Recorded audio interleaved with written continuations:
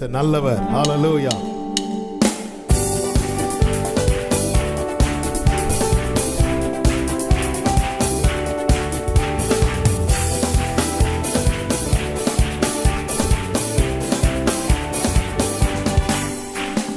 ஜெயமே ஜெயமே ஜெயமே, ஜெயித்தவரால் நமக்கென்றும் ஜெயமே, இயேசு நாமத்தாலே என்றும் ஜெயமே, இனி தோல்வி நமக்கில்லை. ஜெயமே ஜெயமே ஜெயமே ஜெயமே, ஜெயித்தவரால் நமக்கென்றும் ஜெயமே, இயேசு நாமத்தாலே என்றும் ஜெயமே, இனி தோல்வி நமக்கில்லை. ஜெயமே. வெள்ளம் போல சத்துரு வந்தாலும் ஆவியானவர் கொடியேற்றுவார். வெள்ளம் போல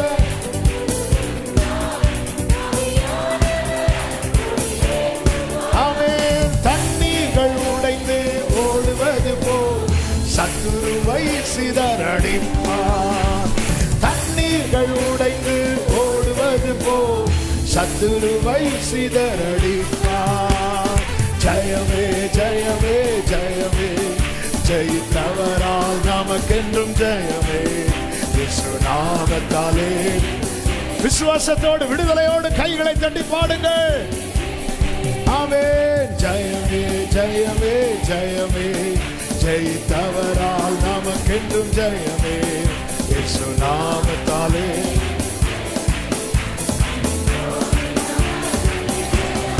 ஆமென். மரணமே உன் கூரங்கே, பாதாளமே உன் ஜெயமெங்கே.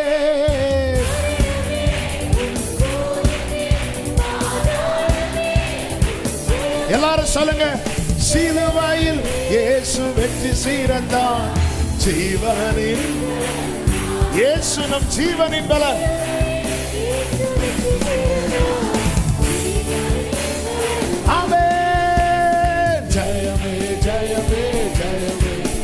ஜெயித்தவரால் நமக்கென்றும் ஜெயமே, இயேசு நாமத்தாலே என்றும் ஜெயமே, இனி தோல்வி நமக்கில்லை. ஜெயமே ஜெயமே.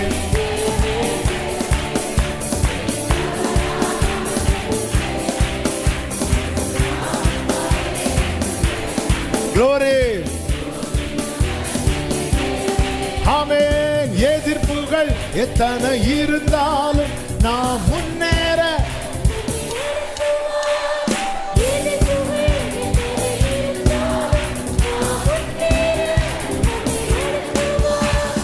யுத்தத்தில் வல்லவர் பார்த்துக் கொள்வார், ஜெயத்தை நமக்கு தருவார்.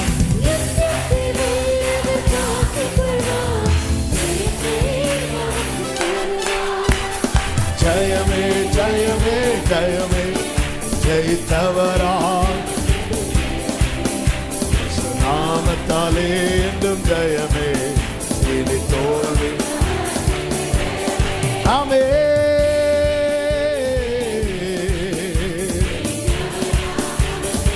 Glory. இனி தோல்வி நமக்கில்லை. ஆமென் ஆமென். தாழ்த்துகிறோம் ஆண்டவரே, தொடர்ந்து இந்த நாளில் எங்க கூட பேசுங்கப்பா. மீட்பர் நாமத்தில் பிதாவே. ஆமென். ஒரு விஷயம் கூட கைகளை உயர்த்தி ஹல்லேலூயா. ஆமென். இந்த நாளிலே பேசும்படி ஆவியானவர் சிந்தையிலே கொண்டு வந்த வார்த்தை, தோல்விக்கான காரணங்கள் என்ன? ஒரு தேவ பிள்ளையின் வாழ்க்கையிலே தோல்வி வருவதற்கான காரணங்கள் என்ன? ஆக்சுவலா நம்ம ஜெயித்தவரை ஆராதிக்கிறோம். ஹல்லேலூயா. ஆமென். நம்ம ஆண்டவர், நம்ம ஆராதிக்கிறவர் இதுவரை தோற்காதவர். இதுதான் அவருடைய மேன்மை. அதனாலதான் அவரை தெய்வமா கொண்டாடுறோம். அவர் தான் தெய்வம். ஆமா, நம் தேவன் இதுவரை தோற்காதவர்.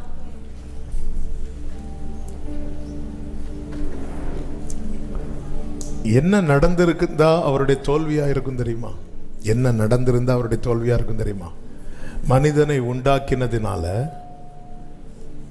நான் மனஸ்தாபப்பட்டேன்னு சொல்லி மொத்தமாக அழிச்சிருந்தா அது தோல்வியா இருக்கும். அதன் அர்த்தம் என்ன? அவர் செஞ்ச ஒரு காரியம் என்ன ஆயிட்டு? ஃபெயிலியர் ஆயிட்டு. ஆனால் மொத்தமாக அழிக்காம அதில் ஒரு குடும்பத்தை செப்பரேட் பண்ணி வச்சு முடிச்சார். இதுதான் ஆண்டவர்.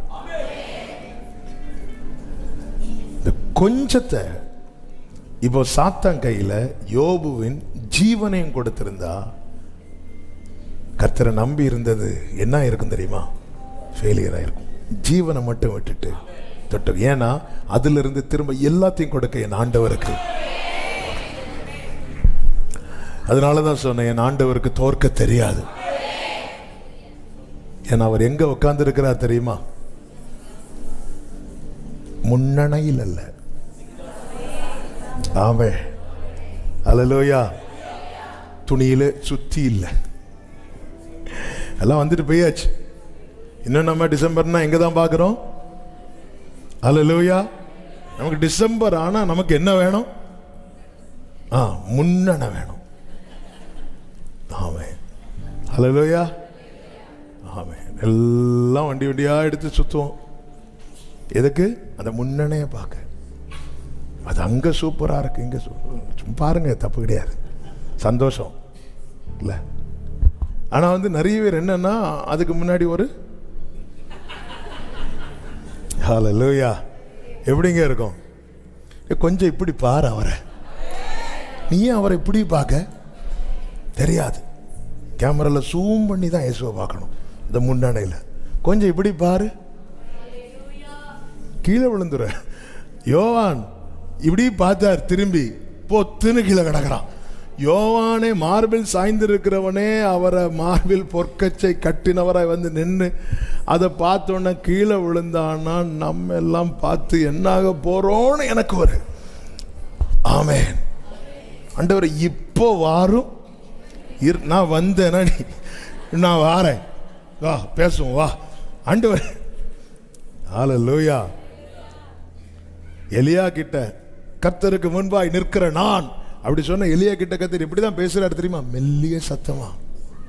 ஏன்னா இடி முழக்கம் அதெல்லாம் கேட்டோடனே ஆளு கெபிக்குள்ள போய் இப்படியே இருக்கிறார்.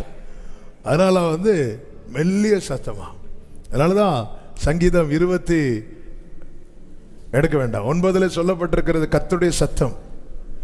கர்த்தருடைய சத்தம் காதேஸ் வனாந்தரத்தை அதிர பண்ணும், கேதுரு மரங்களை முறிக்கும், பெண் மான்களை ஈனும்படி செய்யும். இப்படியெல்லாம் சொல்லப்பட்டிருக்கிறது. ஒரு பைபிள் காலேஜில் ஒரு சகோதரர், அவருக்கு என்னன்னா, ஆண்டவரே நிறைய பேர் உங்கள் சத்தம் கேட்டிருக்கிறதா சொல்கிறாங்க. நீங்கள் என்கிட்ட பேசுகிறீங்க, ஊழியர் மூலமாக பேசுகிறீங்க, பைபிள் படிக்கும்போது பேசுகிறீங்க, எல்லாம் ரைட் ஆண்டவரே. ஆனால் நீங்கள் என்கிட்ட ஏன் டைரெக்டாக பேச மாட்டேங்கிறீங்க அப்படி சொல்லிட்டு அவருக்கு பயங்கரமான ஒரு கேள்வி. அப்போ பார்த்தார், சரி நம்ம ஃபாஸ்டிங் இருப்போம். கர்த்தருடைய சத்தத்தை ஆபிரகாம் கேட்டது போல, எலியா கேட்டது போல டைரெக்டாக நான் கேட்கணும் அப்படி சொல்லிட்டு ஆண்டவர் சர்ச்சுக்கு போனால் பாஸ்டர் பேசினா கேட்க மாட்டார். அவர் பேசட்டும். பைபிள் படித்து என்னதான் ஆண்டவர் இடைப்பட்டாலும் இங்கே என் காதில் கேட்க மாட்டேங்குது. ஃபாஸ்டிங், பயங்கரமான ஃபாஸ்டிங் இருந்துட்டு திரும்பி பைபிள் காலேஜ் போகிறார். இங்கே நடந்ததில் வெளியூரில் நடந்தது. பைபிள் காலேஜில் போகும்போது பைபிள் காலேஜில் அந்த சேப்பல் டைம் உண்டு. அதில் கொஞ்ச நேரம் வர்ஷிப் பண்ணுவாங்க, மெசேஜில் பண்ணுவாங்க. அன்னைக்கு ஒரு கெஸ்ட் ஸ்பீக்கர் வந்திருக்கிறார். இவர் வேற பயங்கரமான ஃபாஸ்டிங். அப்போ எல்லாரும் எழும்பி வர்ஷிப் பண்ணிட்டு இருக்கிறாங்க. இவருக்கு எழும்பி வர்ஷிப் பண்ணுறதுக்கு கூட ஸ்ட்ரென்த் இல்லை, ஏன்னா ஃபாஸ்டிங். அப்படி உட்காந்துட்டு அவர் வந்தவர் ப்ரீச் பண்ணிட்டு நல்லா ப்ரீச் பண்ணுறாரு. இவருக்கான ரேமா தான் வந்துட்டே இருக்கு. இவர் எனக்கு ஆண்டவர் என் காதில் திருப்பி எல்லாரும் ஜெபத்தில் அவர் லீட் பண்ணிட்டு இருக்காரு. அவருக்கும் தெரியாது, இவருக்கும் தெரியாது. இவர் ஃபாஸ்டிங்கில் இருக்கிறது கூட இருக்கிற ஃப்ரெண்ட்ஸுக்கும் தெரியாது. ஏன் ஃபாஸ்டிங் ஒன்றும் தெரியாது. அந்த தேவ மனுஷன் ஆவியில் நிரம்பி அவ்வளோ பெரிய க்ரௌடு அந்த பைபிள் காலேஜில். நேராக இவர் பின்னாடி இருந்து 2வது 3வது பெஞ்சில் இருக்கிறார். அந்த தேவ மனுஷன் நேராக இவர் இப்படி சைடில் இப்படி சாஞ்சி உக்காந்து, சபையில் சிலர் அப்படி சாஞ்சி உட்காந்து தூங்குறது மாதிரி அவர் அப்படியே உட்காந்துருக்கிறார். நேர இவர் கிட்ட போய் ஆவியில் நிரம்பி நேர அந்த தேவ மனிதன் அந்த பர்சன் அப்படி தட்டி, என் சத்தம் கேட்குற கெப்பாசிட்டி உன் காதுக்கு இருக்கான்னு கேட்டார். ஆமென். என் சத்தத்தை கேட்குற கெப்பாசிட்டி உன் காதுக்கு இருக்கா? இவர் நடுங்கிட்டார். உங்ககிட்ட நான் பேசும்போது ஒழுங்கா கேளு. ஹல்லேலூயா.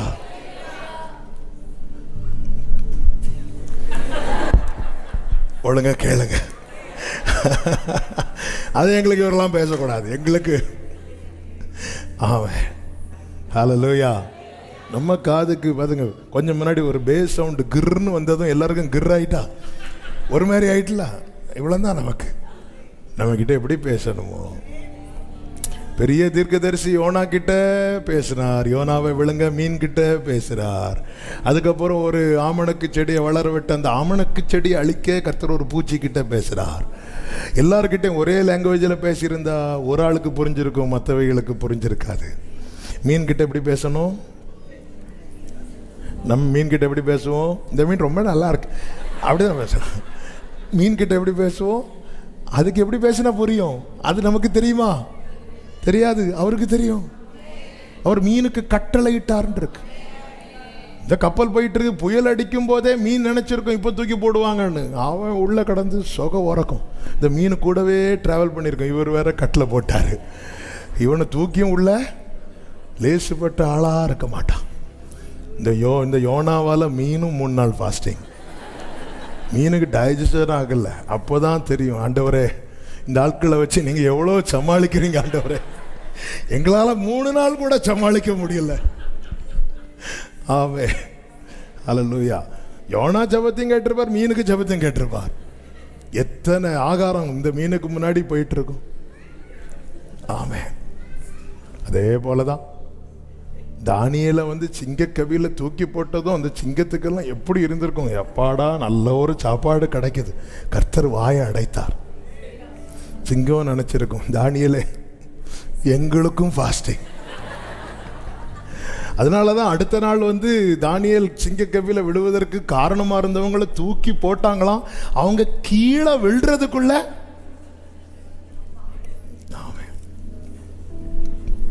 ஆண்டவர் எப்படி இடைபடுறார் பாருங்க. அதாவது இந்த மக்குக்கு எப்படி பேசினா புரியும்னு அவருக்கு தெரியும். பேசுவா.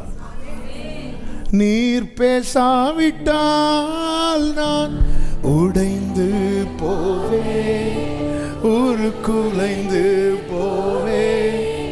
நீர் பேசாவிட்டால் நான் உடைந்து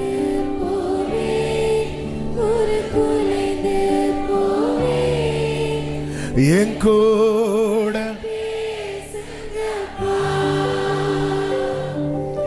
பேசாம மட்டும் உனக்கு என்ன வேண்டும் என்கிட்ட டெய்லி பேசுங்க ஆண்டவரே. அது போதும். எனக்கு என்ன செய்தி சொன்னேன்? தோல்விக்கான காரணம். ஒரு தேவ பிள்ளை நம்ம பாடணுமே, ஜெய கிறிஸ்து முன் செல்கிறார். இப்படிப்பட்டவர் ஆராதிக்கிறவங்க வாழ்க்கையில் ஏன் தோல்வி வருது? அநேக காரியங்கள் இருக்கிறது. ஆனாலும் இன்னைக்கு பேசும்படி ஆவியானவர் என்ன பேச வைக்கிறாரோ அவைகளை மட்டும் சொல்லி, ஏன்னா நமக்கு நேரம் ரொம்ப வேகமாக போகிறதுனால சொல்லி செபிக்க வரும். முதலாவது தோல்விக்கான முதல் காரணம் என்னவென்றால் பின்வாங்குதல். பின்வாங்குதல். 1 சாமுவேல் 17வது அதிகாரம் 24வது வசனத்திலே இப்படி சொல்லப்பட்டிருக்கிறது. 1 சாமுவேல் 17:24. இஸ்ரவேலர் எல்லாரும் அந்த மனுஷனை காணும்போது மிகவும் பயப்பட்டு அவன் முகத்துக்கு விலகி ஓடி போவார்கள் என்று சொல்லப்பட்டிருக்கிறது. இஸ்ரவேல் ஜனங்களும் யுத்தம் பண்ணதான் முன்னாடி வாராங்க. இவங்க வீட்டில் இருந்திருக்க வேண்டியதானே, இதுக்கு அப்படிதான் தோணும். அப்ப இதுக்கு படையெடுத்து நிற்கிறாங்க, அணிவகுத்து நிற்கிறார்கள். 21வது வசனத்தை வாசியுங்கள்.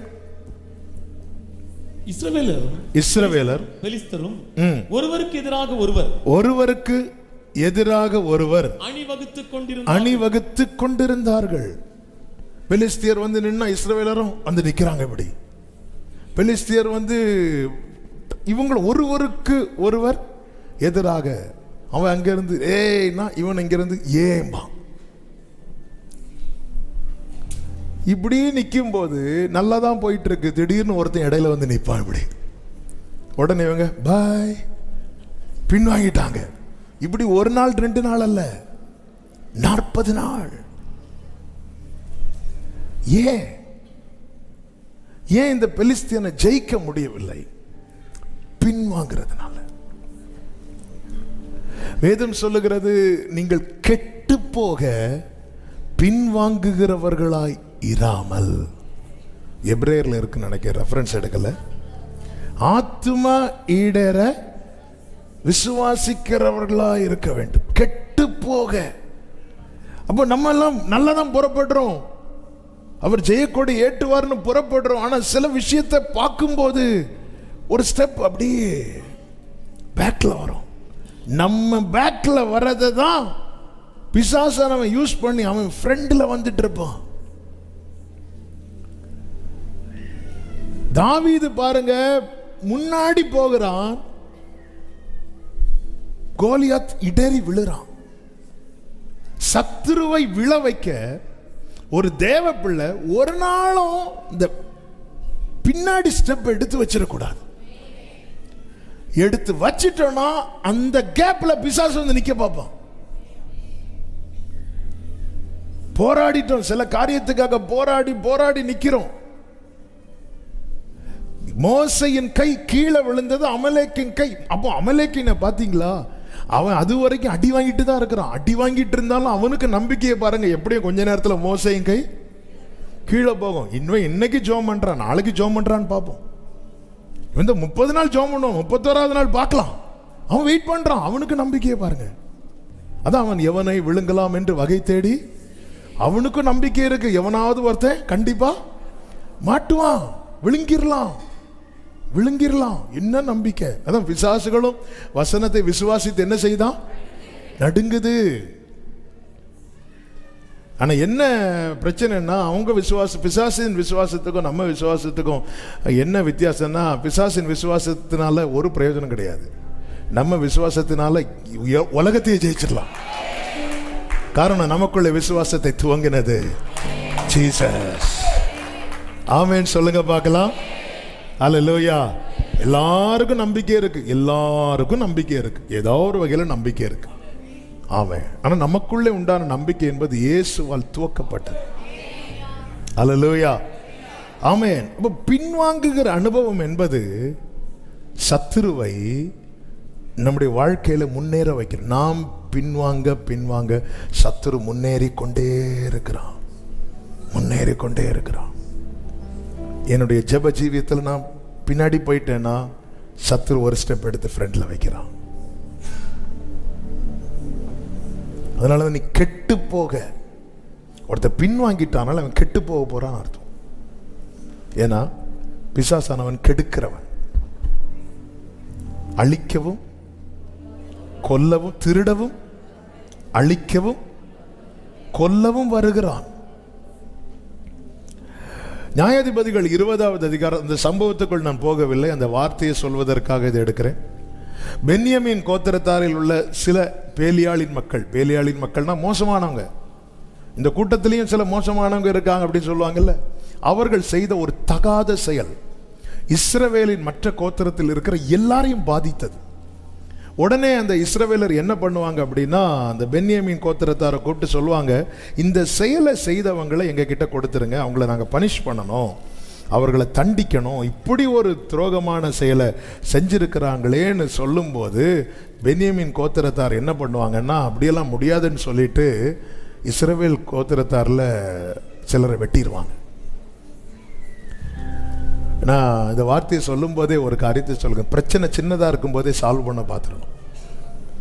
பிரச்சனை சின்னதாக இருக்கும் போதே சால்வ் பண்ண பார்த்துடணும், இல்லைன்னா அது பெரிய இழப்புக்குள்ளே கொண்டு போயிடும். எந்த காரியம்னாலும் சரி, ஒரு பிரச்சனை சின்னதாக இருக்கும் போதே இவங்க அந்த இடத்துல அந்த தப்பு பண்ணவங்களை மட்டும் கொடுத்திருப்பாங்க அப்படின்னா இந்த பிரச்சனை வந்து சிம்பிளா முடிஞ்சிருக்கும். ஆனால் வந்து இவங்க அப்படியெல்லாம் இல்லைன்னு சொல்லி அவங்களெல்லாம் வெட்டி போட்டாங்க. உடனே இவர்கள் வந்து ஆண்டவர்கிட்ட போய் முறையிடுறாங்க. முறையிட்டு 23வது வசனத்தை வாசியுங்கள். அவர்கள் போய் கர்த்தருடைய சந்நிதியில் சாயங்காலம் மட்டும் அழுது, எங்கள் சகோதரராகிய பென்யமீன் புத்திரரோடே திரும்பவும் யுத்தம் கலக்க போவோமா என்று கர்த்தரிடத்தில் விசாரித்தார்கள்.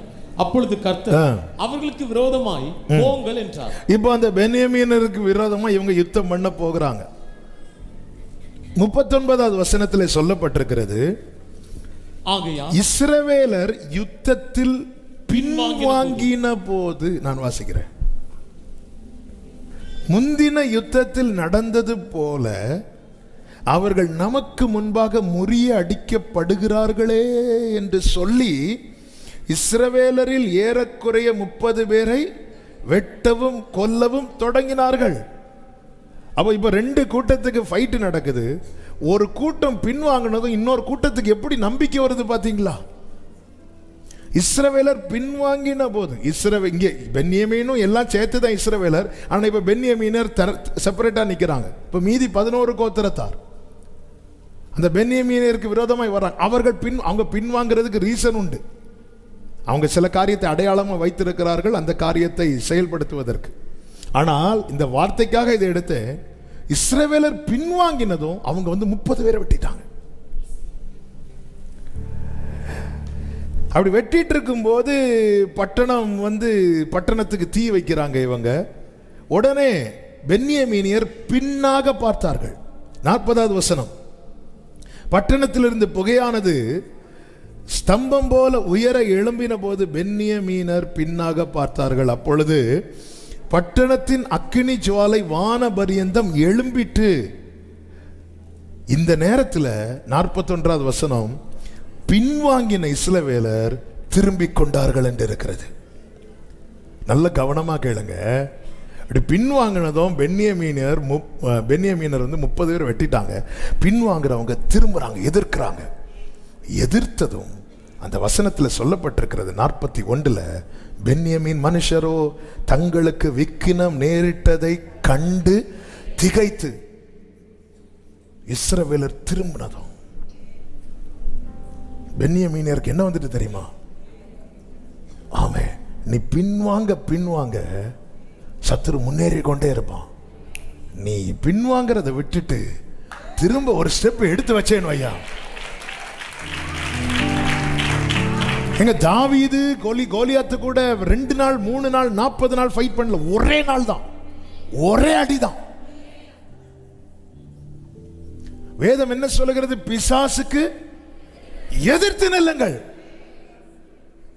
அப்பொழுது அவன் உங்களை விட்டு, அவ்வளவுதான், அவன் ஓடி போவான். ஏன்?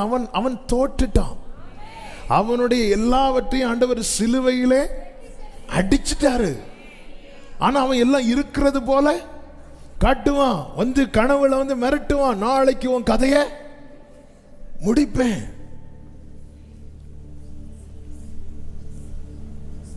ஆமென்.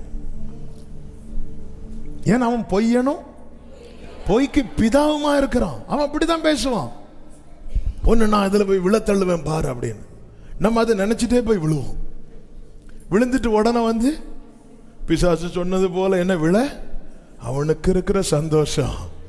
ஆண்டவரே, நீங்க செஞ்ச நன்மை யாராவது சாட்சியா சொல்றாங்களா? இல்ல. ஆனா இவங்களா போய் விழுந்துட்டு நான் விழத்தள்ளுனேன்னு இவங்க வந்து என்ன பத்தி எவ்வளவு பெருமையா பேசிட்டு இருக்கிறாங்க. நீ எதிர்த்து நில்லு, அப்பொழுது அவன் ஓடி போவான். ஏன்னா அவனுக்கு எதிர்க்கிறதற்கு அவனிடத்தில் ஆயுதங்கள் இல்லை. எப்பொழுது தாவீது கோலியாத்தை அடித்தானோ அப்பொழுதே தாவீது கோலியாத்து கையில் இருக்கிற பட்டயத்தை தாவீது எடுத்து விட்டான். அது போலவே எப்பொழுது இயேசு சிலுவையிலே சாத்தான் அடித்தாரோ அப்பொழுதே அவன் கையில் இருக்கிறதெல்லாம் எடுத்துட்டார். அதனாலதான் வேதம் சொல்லுகிறது, சகல துரைத்தனங்களையும் அதிகாரங்களையும் உரித்து கொண்டு சிலுவையிலே வெற்றி சிறந்தார். அதனால ஒரு தேவ பிள்ளை நமக்கு எதுக்கு வம்புன்னு பின்வாங்கிடக்கூடாது. சில நேரத்தில் நம்ம இந்த ஸ்பிரிச்சுவல் வார்ஃபேர்னு ஒன்று இருக்கு, ஆவிக்குரிய போராட்டம், யுத்தம். அதில் நம்ம கொஞ்சம் பிசிக்கலி பலவீனப்படுவோம். நம்ம வேலை பார்த்தாலே சரீரம் களைக்க தானே செய்யுது. நம்ம அதை வச்சு ஐயோ நான் இதுக்காக நான் போராடி ஜெபம் பண்ண எனக்கு ஏதாவது பாதிப்பாயிருமோ அப்படின்னு சொல்லிட்டு நம்ம அந்த ஜெபத்தை விட்டோன்னு வைங்களேன். ஏன்னா நம்ம என்ன மறக்கிறோம் தெரியுமா? நாம யுத்தம் பண்ணலைங்க, நாம நிக்கிறோம். நீங்கள் தரித்து நின்று கர்த்தர் உங்களுக்கு செய்யும் ரட்சிப்பை பாருங்கள். யுத்தம் கர்த்தருடையது. இஸ்ரவேலர் பின்வாங்க பென்யமீனியருக்கு எந்த அடிச்சுட்டே இருக்கிறாங்க. 1 2 3 30 பேர் அடிச்சுட்டாங்க. கொஞ்சம் அவங்க பிளான் என்ன தெரியுமா? கொஞ்சம் பின்வாங்கணும். 30 பேர் அடிச்சுட்டாங்க. அவர்கள் திரும்பினதும் பென்யமீனர் திகைச்சிட்டாங்க. திகைத்ததும் அவர்கள் என்ன செய்தார்கள் தெரியுமா? 42வது வசனத்தில், இஸ்ரவேல் புத்திரரை விட்டு வனாந்திரத்திற்கு போகிற வழியாய் நேராய் திரும்பி ஓடினார்கள். ஆனாலும் யுத்தம் அவர்களை, இது எதை காட்டுதுன்னா, பின்வாங்குகிறவனை யுத்தம் தொடரும். யுத்தம் முடியாது. நமக்கு எதுக்கு வம்புன்னு சொல்லிட்டு பின்வாங்குறோம் தெரியுமா? யுத்தம் முடியாது. யுத்தம் முடியணும்னா நீ எதிர்க்கணும். ஐயோ இந்த காரியத்தெல்லாம் இப்படி ஒரு போராட்டம் இருக்கு. அதனால நிறைய பேர் என்ன ஆவாங்க அப்படின்னா, காம்ப்ரமைஸ் ஆவாங்க. சாத்தானோடு, சகோதரனோடு காம்ப்ரமைஸ் ஆகியே ஆகணும். சாத்தானோடு நம்ம நேர மாறி செய்வோம். என்ன வந்தாலும் சகோதரன்ட்ட பேச மாட்டேன். சாத்தான் அது ஒரு வெட்டுகத்திய தொட்டில் பக்கத்தில் தொங்க போட்டா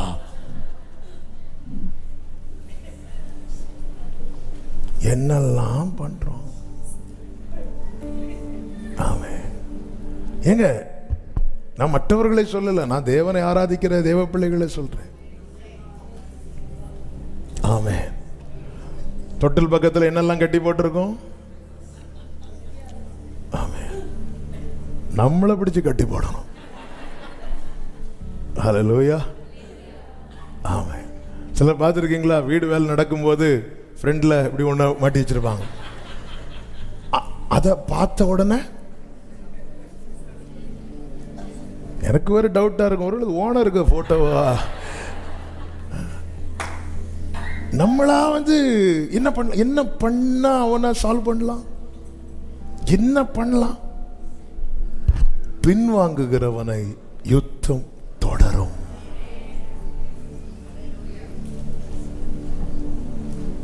யுத்தம் தொடரணுமா முடியணுமா? நம்ம என்ன நினைக்கிறது? ஐயோ இதுக்கெல்லாம் ஜெபம் பண்ணிடாதப்பா, சும்மா போற பாம்பு அப்படியே விட்டு, அப்படியே விடாது, குட்டி போட்டு கிடக்கும். நீ அடிச்சேன்னா ஒரு அடியோட முடியும், நீ அடிக்கலைன்னா 10-15 அடி அடிக்கணும். அவன் திரும்பின போது யுத்தம் தொடர்ந்தது. எது வரைக்கும் தொடர்ந்தது? அவர்கள் மடியும் வரைக்கும் தொடர்ந்தது. இன்னைக்கு நாம சந்திக்கிற பிரச்சனை நம்ம ஓட்டம் முடிகிறது வரை தொடரக்கூடாது. நம்முடைய ஓட்டம் தொடரணும், யுத்தம் முடியணும். எல்லாரும் சொல்லுங்க, ஓட்டம் தொடரணும். சத்தமா சொல், ஓட்டம் தொடரணும், யுத்தம் முடியணும். ஓட்டம் தொடரணும், யுத்தம் முடியணும். அதுக்கு என்ன செய்யணும்? எதிர்த்து நிக்கணும். பின்வாங்கிறாதீங்க. ஹல்லேலூயா. பின்வாங்கிடக்கூடாது. சில காரியங்களை கண்ணுக்கு முன்னாடி பிசாசானவன் கொண்டு வந்து காண்பிப்பான், பயமுறுத்துவான், பயங்கரமா பயமுறுத்துவான். நேற்று கூட ஒரு சகோதரர் வந்தார். அவங்க இப்படி வேற மார்க்கத்திலிருந்து ஆண்டவருக்குள்ள வந்ததுனால சில பலவீனங்கள் மாறி மாறி வந்ததும் இப்படி நான் ஒரு ட்ரீம் பார்த்தேன். அதில் ஒன்று சொல்லுது, நீ போயிட்டேல்ல பாரு, உன் கதையை நான் முடிச்சிருவேன். இல்லை, இப்படி நிறைய பேர் ஸ்ட்ரகிள் பண்ணுறாங்க. ஒன்று புரிஞ்சுக்கோங்க, உங்களை ஒருத்தன் பயம் காட்டுறான் தெரியுமா? அவன் சிலுவையில் அடி வாங்கிட்டு வந்தவன். அடின்னா அடி, அப்படி ஒரு அடி. அவன் தலையை வந்து நசுக்கிட்டார். அவன் வாயில ஒரு பல்லு கிடையாது. எனவேதான் அவன் எவனை விழுங்கலாம். முறுக்கு கொடுத்தாலும் அவனுக்கு சவிக்க முடியாது.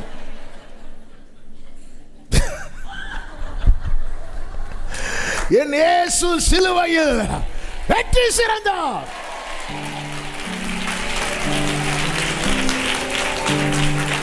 மரணமே உன் கூரங்கே, பாதாளமே உன் ஜெயமெங்கே.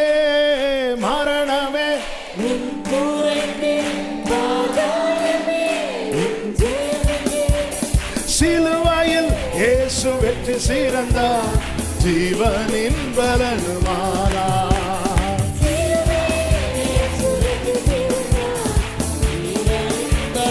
ஆமென். ஜெயமே ஜெயமே ஜெயமே, ஜெயித்தவரால் நமக்கென்றும் ஜெயமே. glory, இனி தோல்வி நமக்கில்லை. ஜெயமே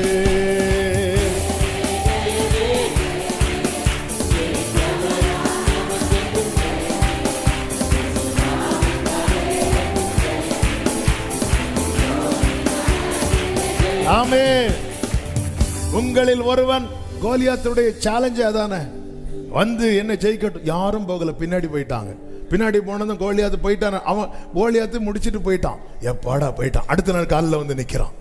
பின் வாங்குகிறவனை யுத்தம் தொடரும். ஏன் எதிர்க்கணும்? இந்த யுத்தம் தொடரக்கூடாது. எங்க தாவீது வாழ்க்கையில் அவ்வளவு யுத்தம் பண்ணார், அவ்வளவு யுத்தம் நடந்துச்சு. தாவீதை எதிர்த்து எதிர்த்து ஒவ்வொன்னா ஜெயித்ததுனாலதான் தலைமுறை எழும்பி சொல்றான், இப்போ எனக்கு சுற்றிலும் இளைப்பாறுதல். ஹல்லேலூயா. ஏங்க நம்மை தொடருகிற யுத்தம் நம் தலைமுறையை தொடர வைக்கிறோனா? நல்லவன் தன் பிள்ளைகளுக்கு ஆஸ்தியை வைத்து போகிறான். நம்ம தலைமுறைக்கு வைத்து போகிற பெரிய ஆஸ்தி என்ன தெரியுமா? இளைப்பாறுதல். ஆமென். தாவீது ஃபுல்லா யுத்தம்.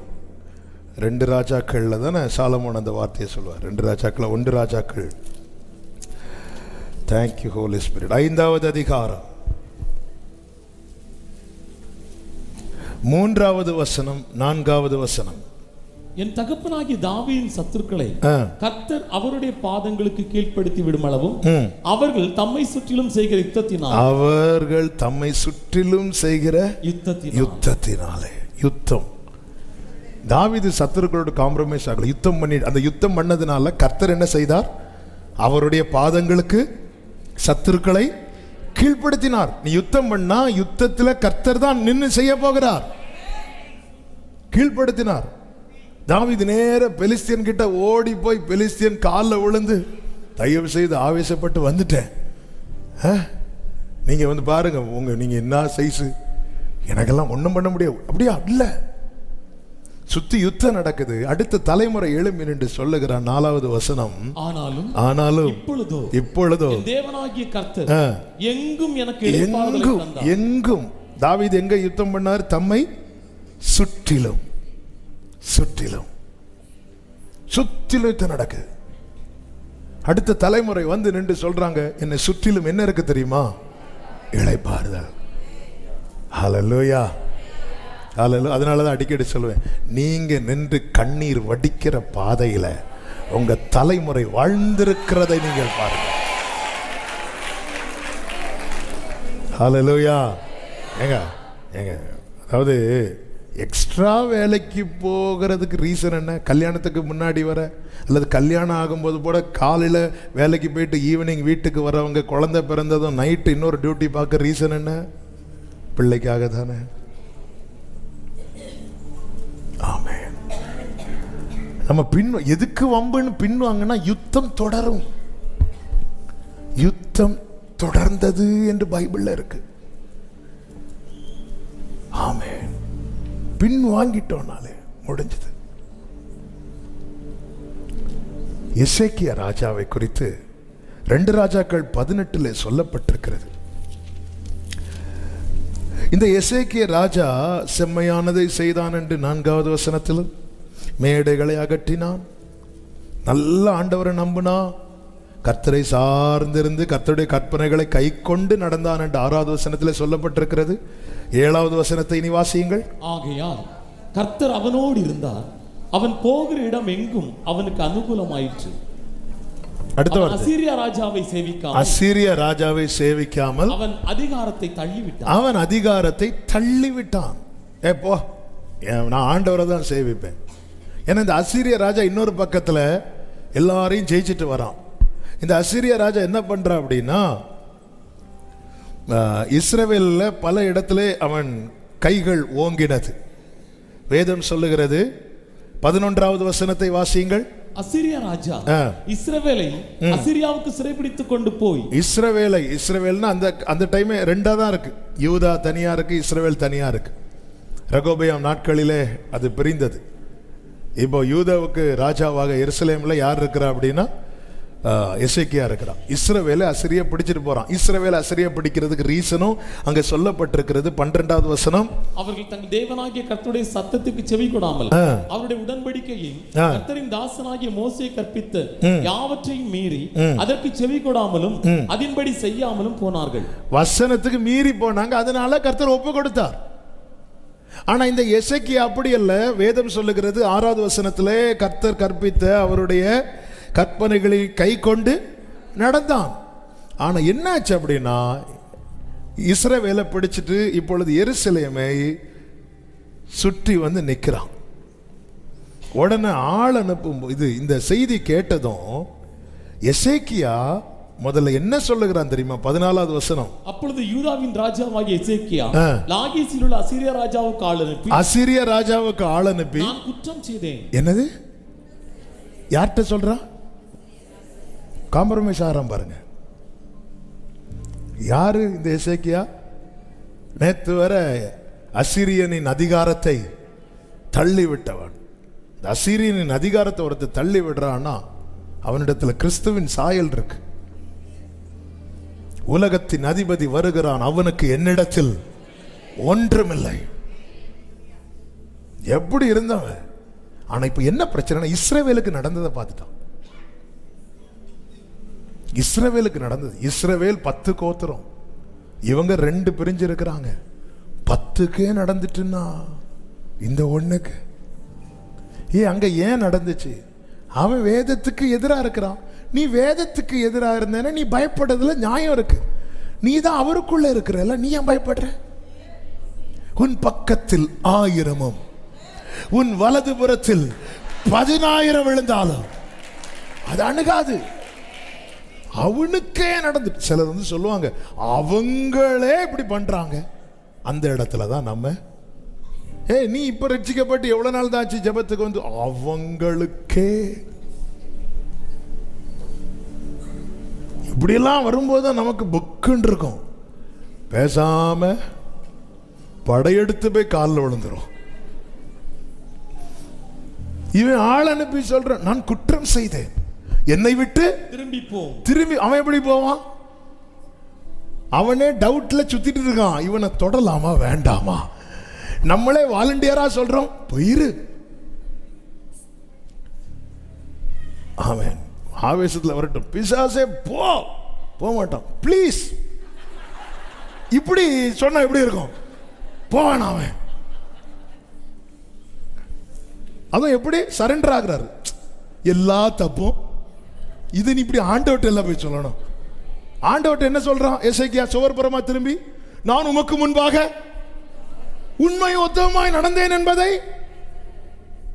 ஓஹோ, அசீரியன்ட்ட போய் பாவ அறிக்க என்கிட்ட வந்து பிடிச்சு வாங்குற.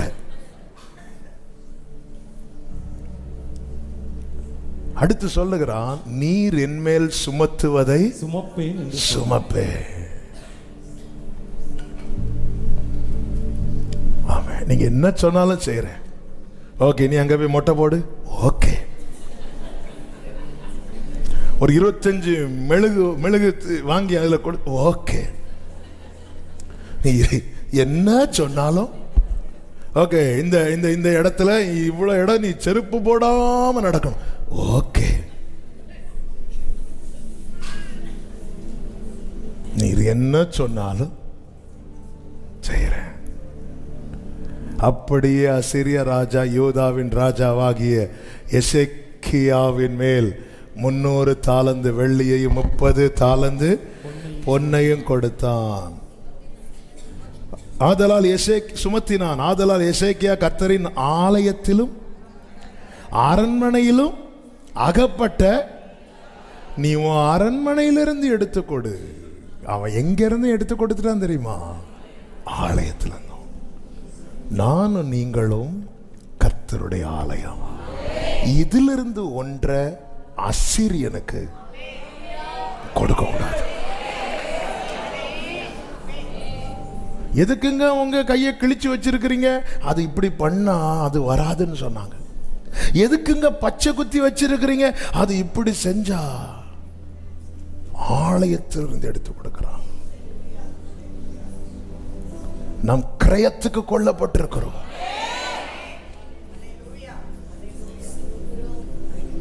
எங்கெங்க உங்க முடிய காணோம்? அது அங்க கொடுத்தா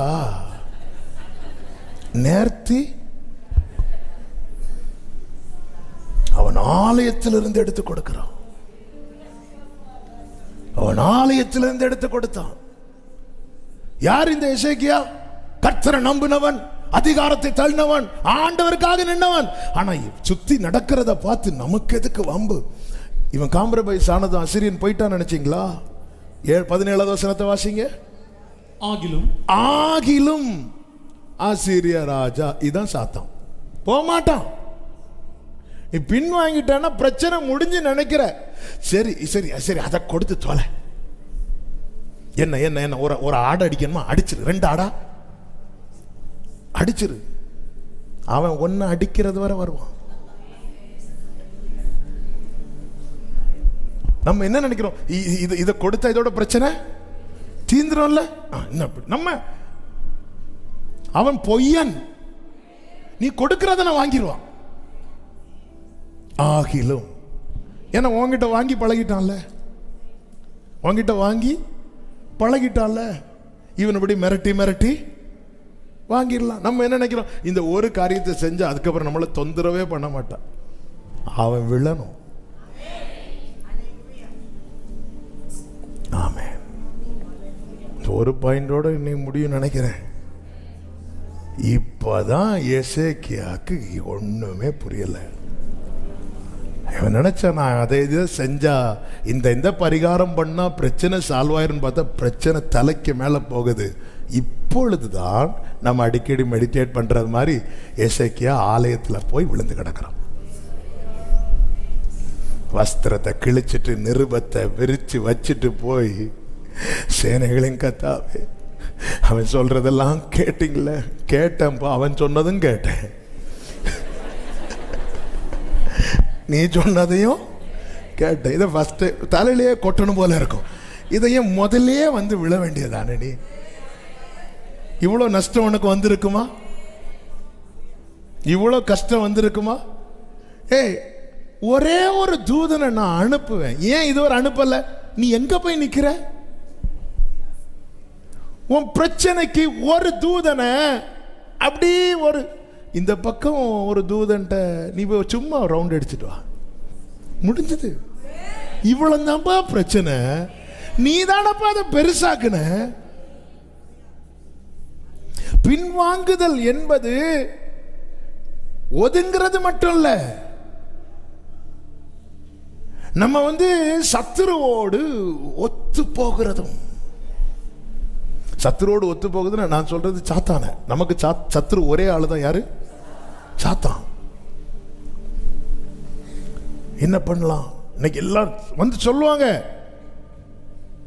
உறவுகள் சொல்லுவாங்க, இங்க போய் இதை செஞ்சிட்டீங்கன்னா, அங்க போய் அதை செஞ்சிட்டீங்கன்னா, இங்க இதை நேர்ந்துட்டீங்கன்னா. அவன் வாங்குவான்.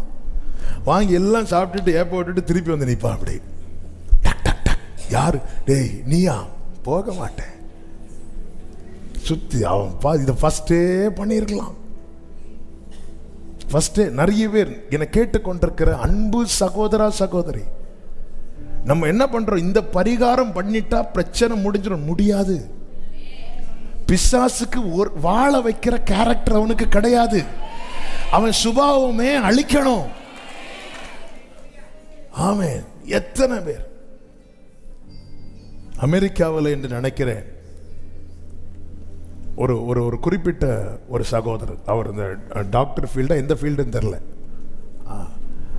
ஒரு நாள் வந்து சாத்தான்ட்ட இந்த சாத்தான் வழிபாடெல்லாம் நிறைய இருக்கு, ஏக்கப்பட்டது இருக்கு, அவ்வளோ ஒஸ்ட்டாக போயிட்டு இருக்கு, அவ்வளோ துணிகரம், இதெல்லாம் கர்த்தருடைய வருகைக்கு அடையாளம். இப்போ கூட பாரிஸ் இதில் இந்த செய்தி நீங்கள் பார்த்துருப்பீங்க, அவ்வளோ துணி பாருங்க. எல்லாருமே ஈவன் கிறிஸ்டியன் கண்ட்ரி கூட கிறிஸ்துவுக்கு எதிராக தானே இருக்கு. எல்லாருமே எதுதான் ஃபோக்கஸ் பண்றாங்க? ஏன்னா அதுதான் ட்ரூ, அதுதான் உண்மை. இது எல்லாமே வருகைக்கான அடையாளம். எல்லாமே கர்த்தருடைய வருகை வந்து ரொம்ப பக்கத்தில் இருக்கு. ஆனா நம்ம அதை நினைச்சு ஒரி பண்ண தேவையில்லை. ஏன்னா அவங்க வந்து டாவின்சி வரைஞ்ச ஒரு படத்தை தான், அவங்க சும்மா ஒரு டாவின்சி அவர் கற்பனையில் வரைஞ்சாரு. நமக்கு ஜீசஸை படத்தில் பார்த்துல அறிந்தது, பைபிளில் பார்த்து அறிந்தது. ஆமே. ஸோ இதெல்லாம் நடக்கும்னு ஆண்டவர் வந்து முன்னமே சொன்னார். இதெல்லாம் வருகைக்கான அடையாளம். ஆனால் ஒரு தேவ பிள்ளை வந்து எப்போவுமே இந்த ஆவியில் கனெக்ட் பண்ணி போராடிட்டே இருக்கணும். யார் யார் அகெயின்ஸ்டாக துணிகரமாக பண்ணுறாங்களோ, ஒன்று அவங்க அவரை அறியணும், இல்லை பார்த்துக்கோங்க ஆண்டவர். இன்னொருத்தன் செய்ய வரும்போது அவனை நினைக்கணும், வேண்டாம்பா வேண்டாம். ஆமேன்னு சொல்லுங்க. கர்த்தருக்கு மகிமை உண்டாவதாக. உலகம் முழுவதும் அப்படிதான். நம்ம என்ன நினைக்கிறோம், அது செஞ்சு இது செஞ்சு இல்லை. இந்த பிசாசுக்கு வாழ வைக்கிற கேரக்டர் கிடையாது அமெரிக்காவில். அப்போ அவன் சாத்தான்ட்ட தன்னை கொடுக்குறான், என்னை நீ எடுத்துக்கோ, ஆனால் என்னை நீ ஃபேமஸ் ஆக்கி விட்டுரு அப்படி சொல்லிட்டு அவன் ஜெபிக்கிறான். அந்த ஆள் கொஞ்ச நாளில் அவரோட ஃபீல்டில் வந்து டாப் போயிட்டார். எவ்வளோ டாப் பண்ணுமோ டாப் போயிட்டார். பணம், புகழ், பெயர் எல்லாமே அவருக்கு வந்துட்டு. ஒரு நாள் இரவு இவருடைய அறையில் இருக்கும்போது இப்போ சாத்தான் வந்து பேசுகிறான். என்ன சொன்ன அன்னைக்கு, என்னை எடுத்துக்கோன்னு சொன்னல, இப்போ நான் கேட்டேன் நீ என்ன கொடுப்ப? உடனே அவன் சொல்ல, நீ என்ன கேட்டாலும் கொடுப்பேன், எனக்கு ஒன்று பண்ணு, உன் கையிலேருந்து கொஞ்சம் அறுத்து பிளட்டை கொடு. அவன் கையிலேருந்து கொஞ்சம் அறுத்து பிளட்டை கொடுக்குறான்.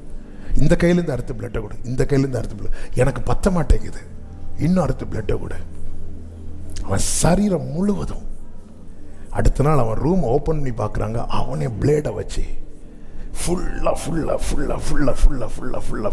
வெட்டி வெட்டி மறைத்திருக்கிறான். ஒரு பிரச்சனை கிடையாது வாழ்க்கையில்.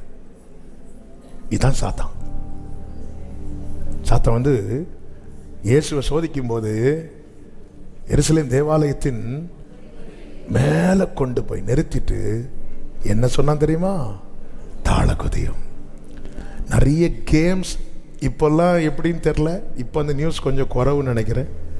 இடையில நிறைய பப்ஜி கேம், அந்த கேம், இந்த கேம்லாம் வந்து அதில் வந்து நிறைய பேர் சூசைட் பண்ணாங்க. அதில் சூசைட் பண்ணி எனக்கு தெரிந்த ஒரு போதகருடைய மகன் அவன் சூசைட் பண்ணான். அவனுடைய சகோதரன் வந்து என்கிட்ட பேசும்போது சொல்லுகிறான், அண்ணே அவன் செத்ததுக்கு அப்புறம்தான் அவன் செஞ்ச ஒவ்வொரு காரியத்தை வைத்து பார்த்தபோது இந்த கேமுக்கு அவன் அடிக்ட் ஆகிருந்தான். அந்த கேமில் என்னன்னா அங்கேருந்து கமாண்டு வந்துட்டே இருக்கும், இவன் அதை செய்யணும், திடீர்னு கையில் ஏதாவது வரையணும், ரயில்வே ட்ராக்கில் நின்று ஃபோட்டோ எடுக்கணும். அதில் வந்து ஒவ்வொரு டாஸ்க்கை இவங்க வந்து கம்ப்ளீட் பண்ணிகிட்டே இருக்கணும். கம்ப்ளீட் பண்ணி ஒரு கட்டம் வரும்போது லைவாக வீடியோ எடுத்து தூக்கு போடு, இல்லை நீ மரத்தில் குதி, அந்த மாடியிலேருந்து குதி. அந்த கேம் ரெண்டு வாலிப பெண்கள் மாடியிலேருந்து வீடியோ வேற மாடியிலேருந்து குதிச்சு சாகுறாங்க. அந்த கேம் நியூஸ்லாம் வந்துச்சு. இதான் சாத்தான். ஏன்னா உலகம் பொல்லாங்கனுக்குள் கிடக்குது. உனக்கு என்ன வேணாலும் கொடுப்போம், கொடுத்துட்டு உன் கதையை முடிப்போம். ஆனா என் ஆண்டவர் அப்படி அல்ல. அவர் ஜீவனை எடுக்க வரவில்லை, தம் ஜீவனை கொடுக்க வந்தார்.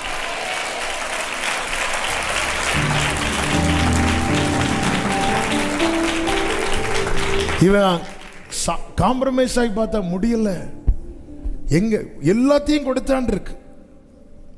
15 சொல்லப்பட்டிருக்கிறது, எசேக்கியா கர்த்தரின் ஆலயத்திலும் ராஜாவுடைய அரண்மனை பொக்கிஷங்களிலும் அகப்பட்ட எல்லா வெள்ளியும் கொடுத்தான். வாங்கிட்டு ஆகிலும் திருப்பி வந்து நிற்கிறான். ஆமென். பரிகாரம் ஒன்றுதாங்க, யுத்தம் பண்ணணும். ஆமே ஆமே. நம்ம என்ன நினைக்கிறோம், ஐயோ அந்த மார்க்கத்திலேருந்துலாம் வந்ததுனால வரலன்னா ஆல்ரெடி பிரச்சனையில் இருக்கிறோம். வந்ததுனால ஒரு ஹோப் இருக்கு, வந்ததுனால நம்பிக்கை இருக்கு. இந்த யுத்தம் கர்த்தருடையது. நம்ம அதெல்லாம் விட்டு வந்ததுனால தானே, இதெல்லாம் விட்டு வந்ததுனால தானே பிரச்சனை. வந்ததுனால ஹோப் இருக்கு. என்ன ஹோப்? இனி யுத்தம் நாம் பண்ண தேவையில்லை, நாம் நின்றால் போதும், கர்த்தர் எனக்காக. ஏங்க, எகிப்திலிருந்து வெளியே வந்ததும் ஜனங்களுடைய புலம்பலை எங்களையே அங்கிருந்து கொண்டு வந்தீங்க. அங்க இருந்து வந்ததுனால தானே பிரச்சனை. வந்ததுனால தான் பிரச்சனைன்னு சொல்லாத, வந்ததுனால தான் இந்த பார்வனை இல்லாம ஆக போறோம். நீங்க எதுக்கு வந்தீங்க பாருங்க. அநேகர் மேல வைக்கிற குற்றச்சாட்டே அப்படிதான். நீ நீ நீ எல்லாம் வந்ததுனால தானே இப்படி ஆச்சு. வராதவங்க எல்லாம் ரொம்ப நல்லாவா இருக்கிறாங்க? போய் உள்ள போய் பார்த்தா தான் தெரியும். ஹல்லேலூயா, ஆமென். அவங்களுக்கு எல்லாம் இருந்தும் அவங்களுக்கு தூங்க முடியல. ஆனா ஒரு தேவ பிள்ளைக்கு ஒண்ணு இல்லைனாலும் படுத்து தூங்குறாங்க.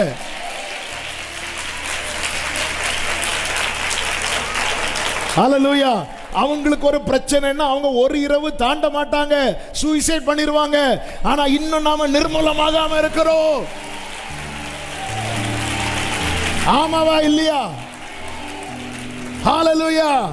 வந்ததுனால பிரச்சனை இல்ல. இந்த உலகம் பொல்லாங்கனுக்குள் இருக்கிறதுனால எல்லாருக்கும் பிரச்சனை. ஆனா என்ன வித்தியாசம்னா, ஒரு தேவ பிள்ளைக்கு பிரச்சனை வரும்போது அவன் அல்ல போராடுகிறது, கர்த்தர் அவனுக்காக இறங்கி. இந்த எசேக்கியா ஓன்னு விழுந்து அழுறான். இனி ஏசாயா நிருபத்துக்கு வந்துடும், பார்க்க ஈஸியா இருக்கிறோம். அதுக்காக தான். ஆமென். எல்லாம் ரைட்டு தான். நம்ம சில இடத்துல வரும்போது என்னதான் நம்ம நம்பிக்கிறது, யாரா இருந்தாலும் சரிதான். அது எசேக்கியாவா இருந்தாலும் சரிதான், யாரா இருந்தாலும் சரி. ஆபிரகாமே போய் சாராளை என் சிஸ்டர் அப்படி சொல்லிட்டார்ல. அது அது அது அது வந்து சால்வ் ஆச்சு அந்த பிரச்சனை. அது பெரிய பிரச்சனை ஆயிட்டு, பெரிய பிரச்சனை.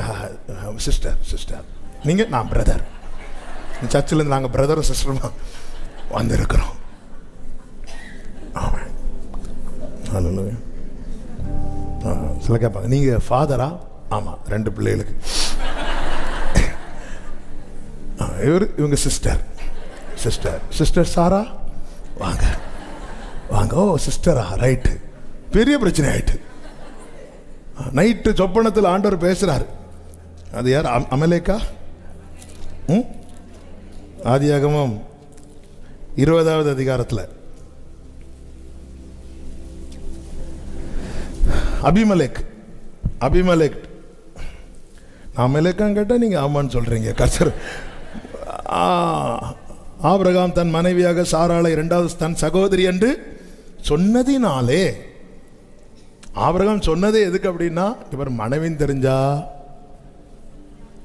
என்ன கொன்னுட்டு ஒன்ன எடுத்துருவாங்க. இத்தனைக்கும் அந்த பாட்டிமா வந்து வயசாச்சு. ஆபிரகாமுக்கு 99 வயது 17வது அதிகாரத்தில் இல்லை, 99 வயசுல சாராளுக்கு 89 வயது. ஆமாம், அப்போ 89 வயசுல அழகா இருந்திருக்கிறாங்க. அப்போ ஒரு நம்பிக்கை உண்டு. ஆமாம், சிலருக்கு இப்போதான் அப்படி சிரிப்பே வருது. அப்போ வந்து சாராளை வந்து அழைப்பித்தான் இருக்கு, அபிமெலேக்கு அழைப்பித்தான்.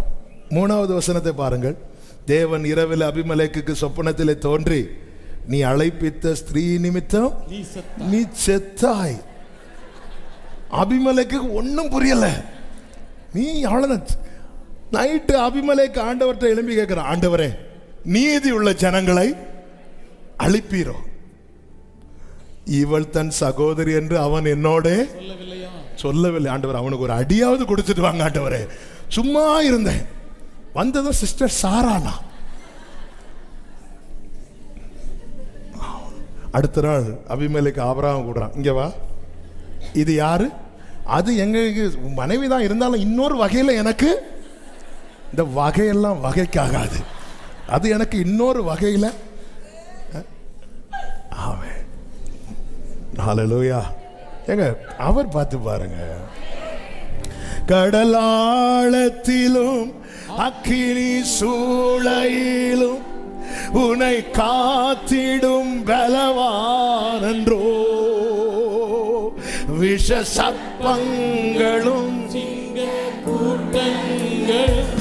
பயம் வேண்டாம் உன் அருகினில் நான், கடலாழத்திலும் சேமம் ரோலரே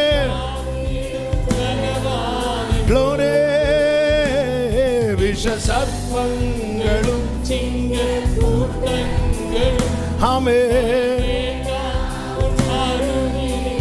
கைகளை உயர்த்தி சொல்லுவோம், என்றுரை செய்தவரை ஆராதிப்போ. ஆமே.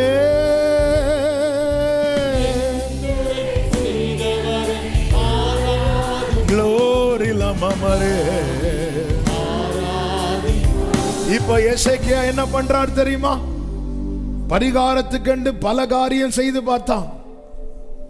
ஆமென், ஹல்லேலூயா. முடியல.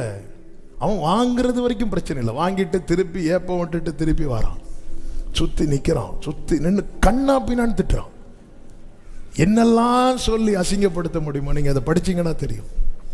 அவன் வச்சிருக்கிற நம்பிக்கை என்ன? என்ன எசேக்கியாவின் நம்பிக்கை என்ன? பெருசா நீங்க எசேக்கியா நம்பிக்கைன்னு சொல்றீங்க.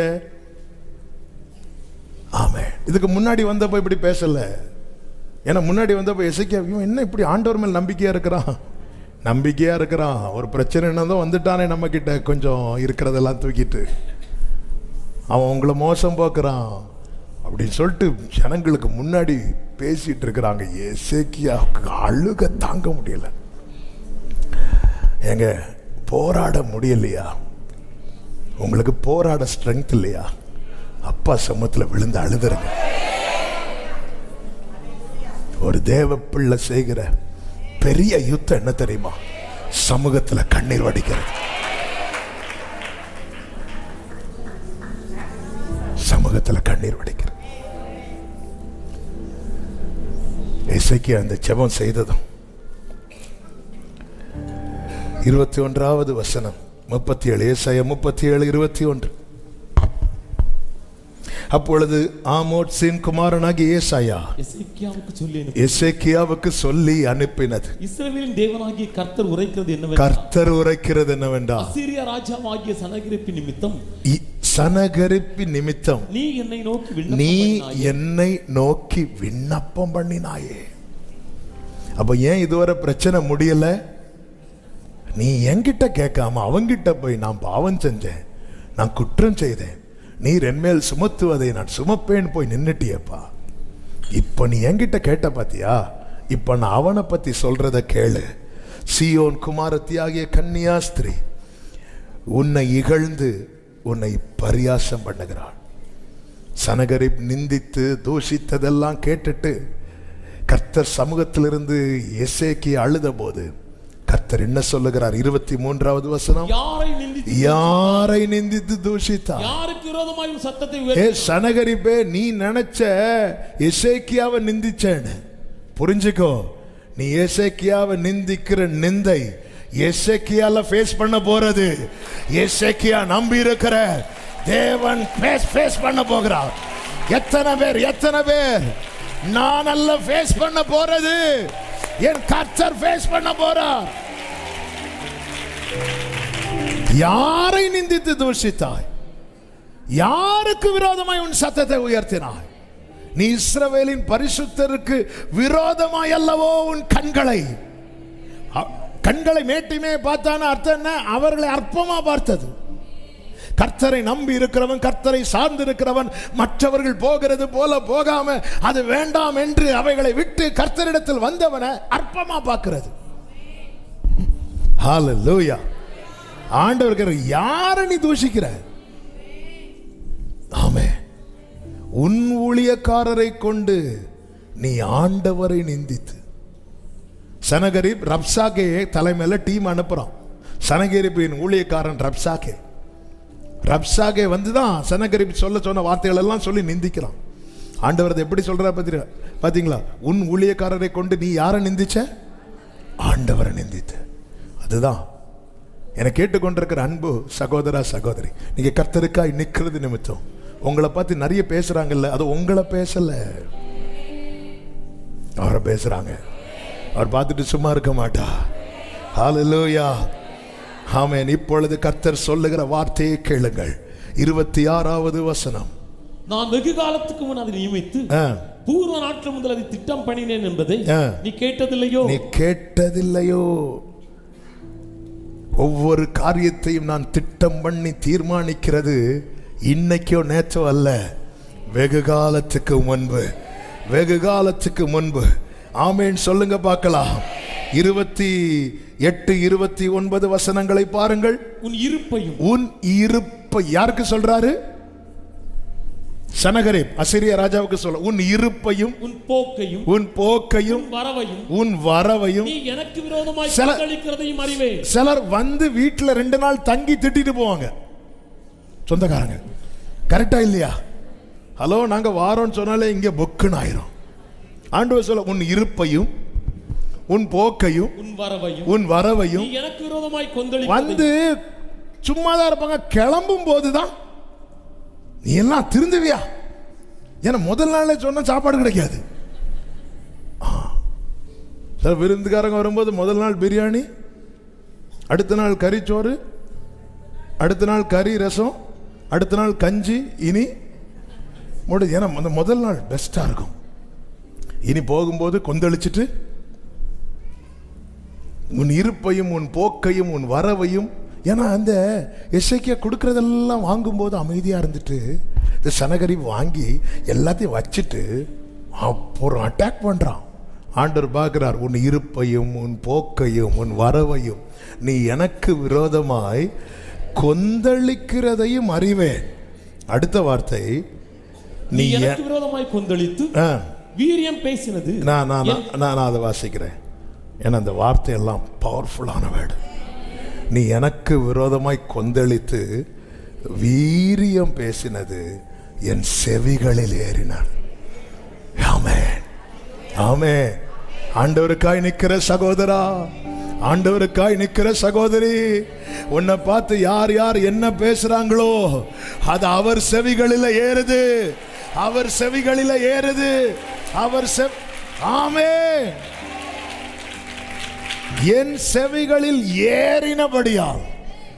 அப்ப அவர் செவியில ஏறணும்னா சனிகரிப்பு என்ன செய்யணும்? இப்போ பிடிக்குது. அவர் செவியில ஏறணும்னா சனகரிப்பு என்ன செய்யணும்? பேசணும். அதான் பேச விடுறாரு. அடியோ, இவங்க வராங்களே, ஏதாவது பேசுவான். பேசினாதான் வேலை நடக்கும். ஆமே. நம்ம மெடிடேஷன்ல என்ன கேட்டோம்? ஏசபேல் பேசட்டும், அப்பதான் அவன் போய் கர்த்தருடைய சத்தத்தை கேட்கும். பேசினாதான். அவன் பேசாம சுத்திட்டு இருந்தா நம்மளும் உள்ள கத்திட்டு இருப்போம். அவன் பேசட்டும், அவனுக்கு எவ்வளவு பேச முடியுமோ பேசட்டும். அது யார் செவியில ஏறும்? ஆமே. அவங்க உங்களை என்னெல்லாம் பேசுறாங்க தெரியுமா? அப்படி யாராவது சொன்னா, சிஸ்டர் எனக்காக ஒரு உதவி செய்வீங்களா? என்ன கொஞ்சம் கூட சத்தமா பேச சொல்லுவீங்களா? இன்னும் எக்ஸ்ட்ரா என்னெல்லாம் வேடு போட்டு. ஏன்னா அப்படி பேசி அவர் செவியில ஏறின அடுத்து அவர் செய்யறது அங்க இருக்கு. நான் என் துரட்டை உன் மூக்கிலும். எல்லாரும் மூக்க பார்த்துக்கோங்க. என் கடிவாளத்தை உன் வாயிலும் போட்டு நீ வந்த வழிய. அப்படின்னு என்ன அர்த்தம்னா, இப்படி பேசிட்டு இருப்பான் தெரியுமா? அப்படியே மூக்கு வாயோட பிடிச்சி. யாருக்காவது என்ன பேசணும்னு விருப்பம் இருந்தா உங்களுக்கு பேச 100% அனுமதி தருகிறேன். என் ஆண்டவர் அலங்காரத்துக்காக சொல்லவில்லை, உன்னை தொடுகிறவன் என் கண்மணியை தொடுகிறான் என்று. ரீமா மகரா பாபா ரேமாம்ரோ லேமாம்ரோ. ஆண்டவர் இதை சொல்லும் போதே தேவ சமூகத்தில் அழுதவனை குறித்து கர்த்தர் சொல்லுகிற தீர்க்க தரிசன வார்த்தை தான் 31வது வசனம். யூதா வம்சத்தாரில் தப்பி மீந்திருக்கிறவர்கள் மறுபடியும் கீழே வேர்பற்றி மேலே கனி கொடுப்பார்கள். இத எது செய்யும் தெரியுமா? 32 சொல்லப்பட்டிருக்கிறது, சேனைகளுடைய கர்த்தரின் வைராக்கியம். நல்ல கையை தட்டி, the seal of Jehovah of hosts will perform this. The seal of Jehovah will perform this.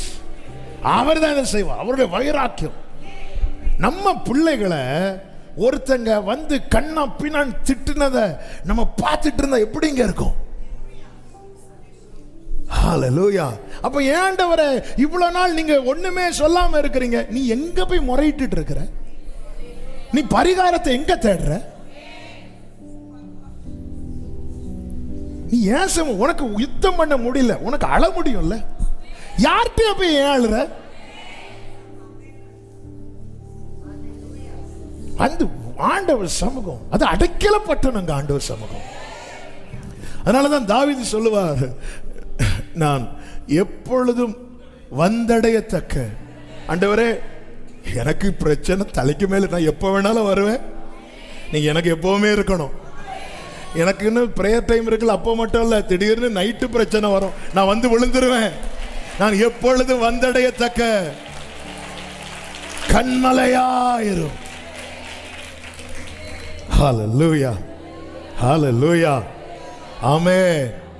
ஆண்டவருடைய அடுத்து சொல்றாரு, அவன் இந்த நகரத்துக்குள் பிரவேசிப்பதில்லை, இதன் மேல் அம்பு எய்வதும் இல்லை, இதற்கு முன்பாக கேடகத்தோட வருவதும் இல்லை, இதற்கு எதிராக கொத்தளம் போடுவதும் இல்லை. அவன் இந்த நகரத்துக்குள் பிரவேசியாமல் தான் வந்த வழியே எப்படி எதனால திரும்பி போறான்? கர்த்தர் மூக்கிலையும் போட்டு நான் வந்துட்டேன். செவியை பிடிச்சாலே நம்ம திரும்பிடுவோம். கொஞ்சம் வேணா வீட்டில் போய் ட்ரை பண்ணி பாருங்க, அடுத்த ஆள் மூக்க இல்லை. ஆமென். அடுத்த ஆண்டவர் சொல்லுகிறார், என் நிமித்தம், என் தாசனாகிய தாவீது நிமித்தம் நான் இந்த நகரத்தை ரட்சிக்கும்படிக்கு இதற்கு ஆதரவாயிருப்பேன் என்று கர்த்தர் உரைக்கிறார் என்பதை இன்னைக்கு கர்த்தர் இந்த வார்த்தையை சொல்லி உங்களை அனுப்ப போகிறார். வார்த்தை வந்ததும் அடுத்த வசனத்தை வாசிங்க, 36. அப்பொழுது கர்த்தருடைய தூதன் அப்ப தூதன் எதுக்கு வெயிட் பண்ணிட்டு இருக்கிறான்? வார்த்தை வர. வார்த்தை எதுக்கு வெயிட் பண்ணிட்டு இருக்கு? நீ வர. ஆமென், ஹல்லேலூயா. அப்ப இங்க டிலே யாரால? நம்மளால கிடையாது, எசேக்கியா தான். வார்த்தை நமக்கு, தூதன் நமக்கு, தாமதித்தது எசேக்கியா.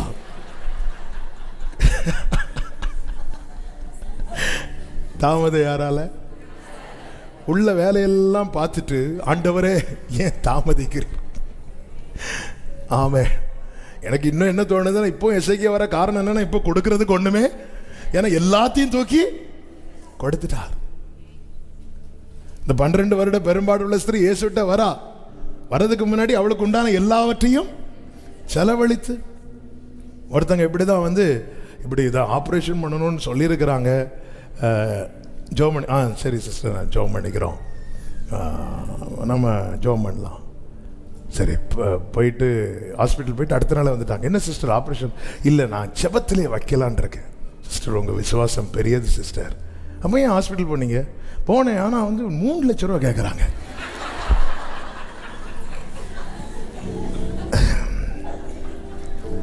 அதனால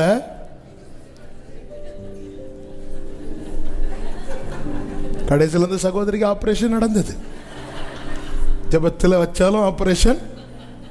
நான் ஏன் ஜெபத்தில் வைக்கிறேன் தெரியுமா? அங்க போனா 3 லட்சம் ரூபாய், இங்க ஒரு கவர்ல 100 ரூபாய் போட்டு.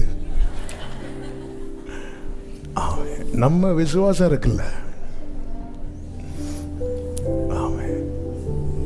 ஹல்லேலூயா. நம்மளால தான் தாமதம். என்ற முகம் வாடியால் தெய்வத்தின் முகம் வாடும், என் மிழிகள் ஈரனணிஞ்சால் தெய்வத்தின் மிழி அங்க கொடுக்கிறது இங்க கொடுக்கிறது, பரிகாரத்துக்கு அங்க போறது இங்க போறது, இதை ஸ்டாப் பண்ணிட்டு ஆண்டவர் சமூகத்தில் அழுங்க. கர்த்தர் உடனே கிரியை செய்வார். உன் துக்க நாட்கள் முடிந்து போகும். ஹல்லேலூயா. கர்த்தருடைய தூதன் புறப்பட்டு அசீரியனின் பாளையத்தில் 185,000 பேரை சங்கரித்தான். அழுதி காலமே எழுந்திருக்கும் போது இதோ அவர்கள் எல்லாரும் செத்த பிரேதங்களாய் கிடந்தார். அப்படின்னு என்ன அர்த்தம்னா, யுத்தம் என்ன ஆயிட்டு முடிஞ்சிட்டு. நம்ம பின்வாங்கிறது வரைக்கும் யுத்தம் தொடரும். ஒரு ஸ்டெப் எடுத்து முன்னாடி வைத்தால் யுத்தம் முடியும். ஆமென் சொல்லுங்க பார்க்கலாம். கர்த்தர் உங்களை ஆசீர்வதிப்பார். அந்த அடுத்த வசனத்தை வாசித்து முடிச்சிருவோம். அப்பொழுது அசீரிய ராஜாவாகிய சனகரிப் பிரயாணப்பட்டு திரும்பி போய் நினிவேயில் இருந்து விட்டான். அவன் தன் தேவனாகிய நிஸ்ரோவின் கோவிலிலே பணிந்து கொள்ளுகிற போது அவன் குமாரராகிய அத்ரமலேக்கும் சரேட் சேரும் அவனை என்ன செய்தார்கள்? பட்டயத்தினால் வெட்டி போட்டு. ஆமென். அப்ப அந்த சனகரிப்பை வெட்டினது யாரு? அவனுடைய பிள்ளைகள். என்ன இது காண்பிக்கிறது? சத்துரு தேவ பிள்ளைக்கு விரோதமாய் எழும்பின போது அவனுக்கு கண்ணிய அவன் இடத்திலே கர்த்தர் வைத்திருந்தான். இதுதான் ஆண்டவருடைய செயல். ஹல்லேலூயா. சத்துரு உனக்கு விரோதமாய் திட்டம் போட அவன் இருக்கிற இடத்துல அவனுக்கான திட்டத்தை கர்த்தர் போட்டுக் கொண்டிருக்கிறார். ஹல்லேலூயா, ஹல்லேலூயா. அவர்தான் நமக்கு ஜெயத்தை தருகிறார். ஆமென். ஆண்டவர்கிட்ட ஒரே ஒரு ஜெபத்தை வச்சு முடிக்க போகிறோம்.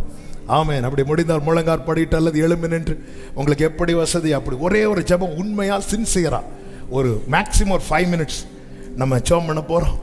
என்ன அப்படின்னு, ஆண்டவரை பின் வாங்கிக்கிற கூடாது, சத்துருவோடு ஒத்து போயிடக்கூடாது. இந்த 2 காரியத்தில் எனக்கு கிருபை தாரும், எனக்கு கிருபை தாரும். ஹல்லேலூயா, ஹல்லேலூயா. பின் வாங்கிடக்கூடாது. இந்த யுத்தம் தொடருவதற்கான காரணம் நான் பின்வாங்கிறது. ஆமே ஆமா. உண்மையா ஜெபம் பண்ணுங்க. உங்க சிச்சுவேஷன் உங்களுக்கு தானங்க தெரியும், உங்க சூழ்நிலை உங்களுக்கு தானங்க தெரியும். உண்மையா ஜெபம் பண்ணுங்க. ஏசப்பா, ஏசப்பா கிருபை தாங்கப்பா, கிருபை தாங்கப்பா. நான் நினைச்சேன் இப்படி பண்ண இந்த பிரச்சனை சால்வ் ஆயிரும். ஆனா தொடரதானே செய்யுது, அது தொடர்ந்து தானே போகுது. ஆண்டவரே, உங்களை நம்பி இதுவரை நிக்க வச்சிட்டீங்க, உங்களை நம்பி இதுவரை நிக்க வச்சிட்டீங்க. பின்வாங்கிடக்கூடாதப்பா, பின்வாங்கிடக்கூடாதப்பா, பின்வாங்கிடக்கூடாதப்பா. எங்களுக்கா யுத்தம் பண்ண நீங்க இருக்கிறீங்க, எங்களுக்கா யுத்தம் பண்ண நீங்க இருக்கிறீங்க. இந்த நம்பிக்கையில் நிற்க தொடர கிருபை தருவீராக, கிருபை தருவீராக, கிருபை தரு. எல்லாரும் கேளுங்க, எல்லாரும் கேளுங்க. ஆண்டவரே, ஆண்டவரே, சத்துருவோடு பாருங்க 40 நாள் ஜெபம் முடிந்ததும், ஒரு நிமிஷம் கவனிங்க, 40 நாள் ஜெபம் முடிஞ்சதும் இயேசு கிட்ட காம்ப்ரமைஸ் பேச வரான் சாத்தான். ஏன்னா அவனுக்கு தெரிஞ்சிட்டு விஷயம் கைவிட்டு போகுதுன்னு இயேசு கிட்ட வந்து காம்ப்ரமைஸ் பேச வரான். இப்படிதான் சத்துரு செய்வான். இது ஒன்னும் அட்ஜஸ்ட் பண்ணிக்கோப்பா, இதெல்லாம் தப்பு கிடையாது, இது ஒன்றும் பண்ணிரு. காம்ப்ரமைஸ் ஆயிட்டான், அவன் இஷ்டத்துக்கு விளையாடலாம் அவன் நினைக்கிறது இல்ல. இயேசு சொன்னார், அப்பாலே போ சாத்தானே. இந்த ஜெப நாட்களில் இது நடக்க போகிறது. ஷாலா வாகா ராவா வாவா ரேமா மலரோ சந்தரே ரீமா மாலா கபரோ. இயேசுவின் நாமத்தில் கிருபை தருவீராக, கிருபை தருவீராக, கிருபை தருவீராக. கிருபை தாங்கப்பா, கிருபை தாங்கப்பா, கிருபை தாங்கப்பா. கர்த்தாவே, நான் நிலையற்றவன், என் கால்களை ஆமே. கர்த்தாவே, நான் நிலையற்றவன், என் கால்களை நிக்க வச்சிருங்கப்பா. பலனும் நீரே, கோட்டையும் நீரே, உம்மை தேடுகிறே. உண்மையா உண்மையா என் பலனும்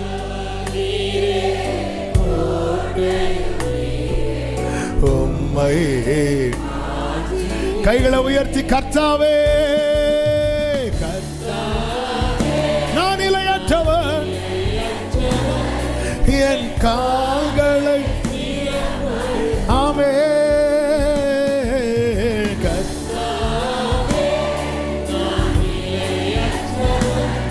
என் கால்களை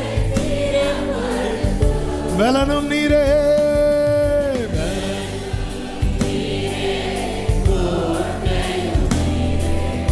உம்மை ஆமென்.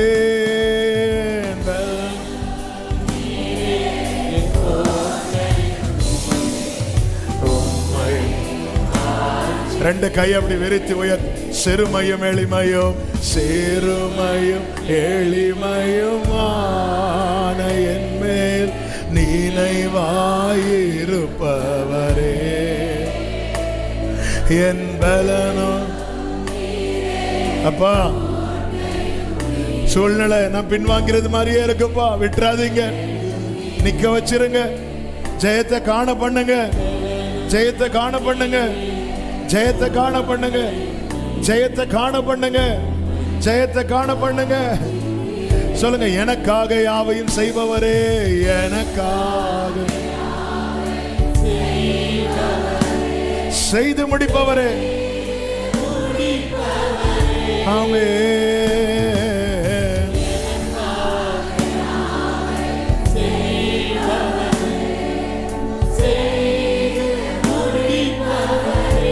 என் பாரங்கள் ஆமென், என் சுமை. அப்படியே வச்சிருங்க. கண்ணீர் வருதுன்னு அப்படியே ஆண்டவர் சமூகத்துல ஊற்றிருங்க. அப்படியே விட்டு கொடுத்துருங்க. கர்த்தர் இறங்கி வர போகிறா, யுத்தம் பண்ண போகிறா. இனி அசீரியன் உன் எல்லைக்குள் வர அவர் அனுமதிக்க மாட்டார். அவனுடைய இருப்பையும் போக்கையும் வரத்தையும் அறிந்தவர் அவனை தன் வழியாய் திருப்பி விடுகிறார். உனக்கோ ஜெயத்தை தருகிறார், உனக்கோ ஜெயத்தை தருகிறார், உனக்கோ ஜெயத்தை தருகிறார், உனக்கோ ஜெயத்தை தருகிறார்.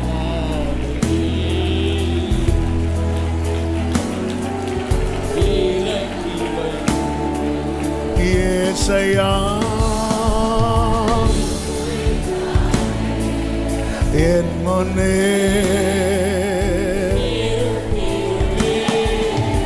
ஏசையா என் முன்னே. ஆமென், ஆமென். ஆண்டவரே, எனக்கு போராடலாம் தெரியாதுப்பா அப்படின்னு யாராவது ஆண்டவர் சமூகத்தில் விழுந்து அழுது.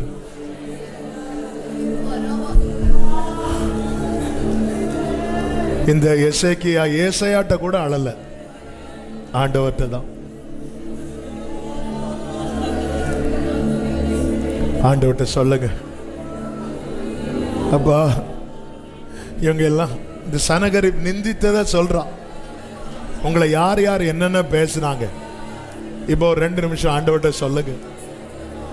ஆண்டவரே, இவங்க இப்படி எல்லாம் பார்க்கறாங்க, இப்படி எல்லாம் பேசுறாங்கப்பா, இவன் என்ன செஞ்சாலும் இவனுக்கு நடக்காதுன்னே பேசுறாங்க. ஆண்டவரே, கஷ்டமா இருக்குப்பா எனக்கு. ஆண்டவரே, இந்த சனகரிப் இப்படி எல்லாம் சொல்றானே, என்னால தாங்க முடியலன்னு எசேக்கியால தான். நீங்க ஆண்டவர்கிட்ட சொல்லுங்க. ஆண்டவர்கிட்ட சொல்றது கம்ப்ளைண்ட் கிடையாதுங்க, ஆண்டவர்கிட்ட சொல்றது பிரேயர். மற்றவங்கள்ட்ட சொல்றது தான் கம்ப்ளைண்ட், ஆண்டவர்கிட்ட சொல்றது பிரேயர். ஆண்டவரே, என்னை பார்க்கும் போதெல்லாம் அநேகருக்கு நான் பாடலாயிட்டேன்பா. குடும்பத்தில் என்னை பத்தி தான் பேச்சு, என் நிலைமையை பத்தி தான் பேசிட்டே இருக்கிறாங்க. குடும்பத்தில் 2 பேர் போன் பண்ணாலே என்னை பத்தி தான் பேசிட்டு இருக்கிறாங்க. இப்படி ஒரு பேசு பொருளாயிட்டேனே ஆண்டவரே, இரக்கம் செய்ய மாட்டீரோ, இரக்கம் செய்ய மாட்டீரோ? எனக்கு வேற யாருண்டப்பா? என் அறியாமையினாலும் என் பலவீனத்தினாலும் வழி மாறிட்டேன், என்ன மன்னிச்சிருங்க. இப்ப நீரே கதி என உங்களை நம்பி வந்து நிக்கிறேன்ப்பா. நீரே கதி என உங்களை நம்பி வந்து நிக்கிறேன். நீரே கதி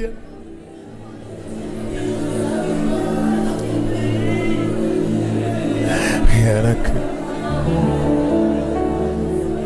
நீங்க தான் ஏதாவது என்று எதிர்பார்த்து காத்து நிற்கிறோ, நீங்க தான் ஏதாவது என்று எதிர்பார்த்து நீர் சொன்ன வார்த்தைய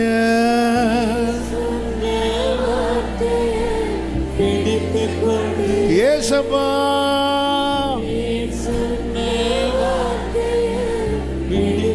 உங்க முகத்தையே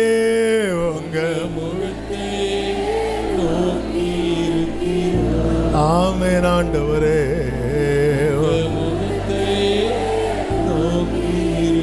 அற்புதம் செய்யுங்கப்பா எங்க வாழ்க்கை.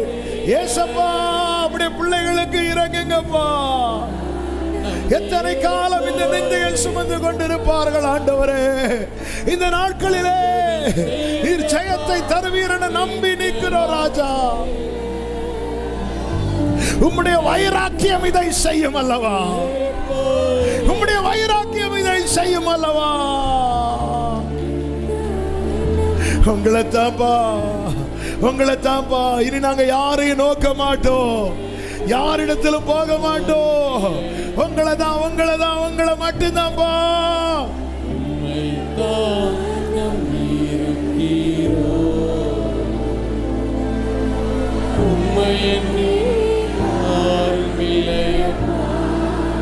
இரக்கமுள்ள தேவனே, பரிசுத்த பிதாவே, உடைய பிள்ளைங்க மேல உங்க ஆளுகை இருப்பதற்காக நன்றி. நாங்க முழுமையா நம்புறோம் ஆண்டவரே. எங்களுக்காய் வைராக்கியம் உள்ளவர், சேனைகளின் கர்த்தருடைய வைராக்கியம் இதை செய்யும் என்ற வார்த்தையை நாங்க முழுமையா நம்புறோம்.